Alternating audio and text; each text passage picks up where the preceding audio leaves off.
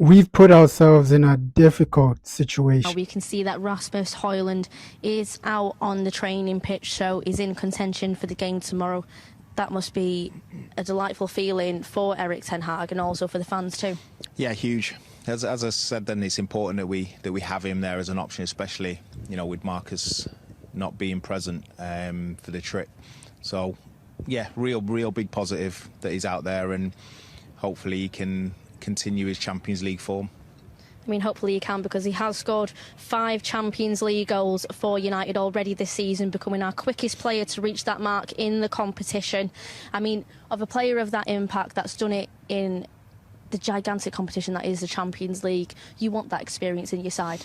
Well, you need you do when you're as a striker and you're in that run of form. You want to continue it. You don't want to miss games.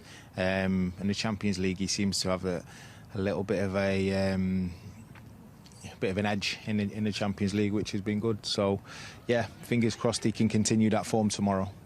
It was obviously such a shame that he wasn't available for Everton, but as what you said before, there's competition at the side. You have to raise your standards completely, and it's one of them now. Does that raise the standard as a whole, bringing him back in, especially off the back of a great performance at Everton now too, that he just basically merges in straight away? Well, it's one of them. You've taken Marcus out and he's come in, so it just changes the standard, changes the options.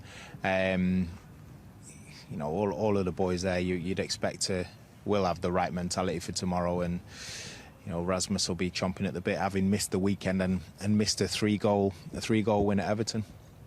I mean, you've got Anthony in the mix there too. I mean, he had to sit out of the game on Merseyside due to injury.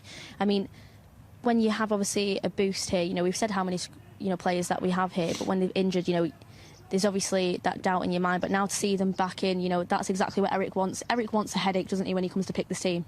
Yeah, of course. That's you have a squad for a reason, and he's the manager because he's got to make those strong decisions. You don't want to be without your best players. You want to make sure that you've got everybody available, and you can at any given moment, whether it's in game or before the game, you can choose from your best players. When it comes to that as well, we have got our captain Bruno Fernandes. I mean, he is so passionate about this team, passionate about United and the history there too, and that's very important going into a huge game. It is, and I think with Bruno, he's a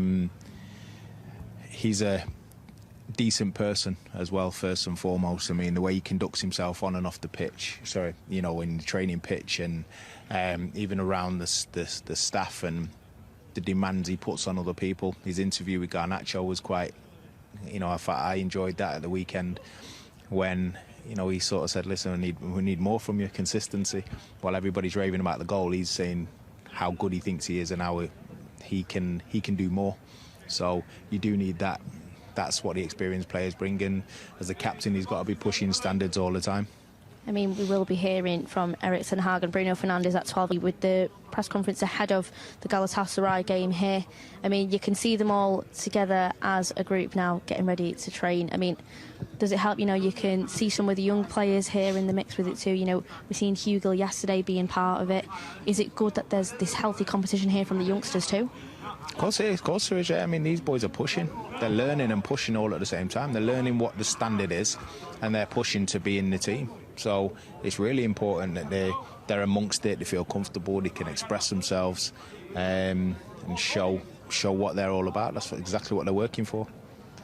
I mean, obviously Bruno Fernandes there. We spoke about his captain skills, with that leadership that we see, especially when it comes to the penalty. He said that, he thought that Marcus Rashford deserved to have that penalty when obviously Bruno would usually take it. I mean, does that just show what kind of a leader he is? It's teamwork, yeah. He recognised that, Marcus hadn't scored a lot of goals in the Premier League this season and he needed the goal more than Bruno did. And I think, yeah, it shows that it's important. It's about the collective, and he's prepared to sacrifice for the team himself. Galatasaray are a good team, right? We saw that in the previous match. The first leg, they won fairly, right? I know there was a red card. Casemiro got sent off. But genuinely, this is going to be a tough game, right? Their home crowd is going to be fired up. And Galatasaray overall, at home they perform well, right? In the Champions League, they'll turn up for this game, right? But I think we can win. But my main question is, can we win against Bayern Munich, right? If we win this, we need a win against Bayern Munich. So we've put ourselves in this situation where we are stranded and hoping to beat Bayern Munich at Old Trafford, and we can do it, right? Bayern will probably play a second team, a B team, right? But right now, we have to beat Galatasaray, then Bayern Munich. Let's go.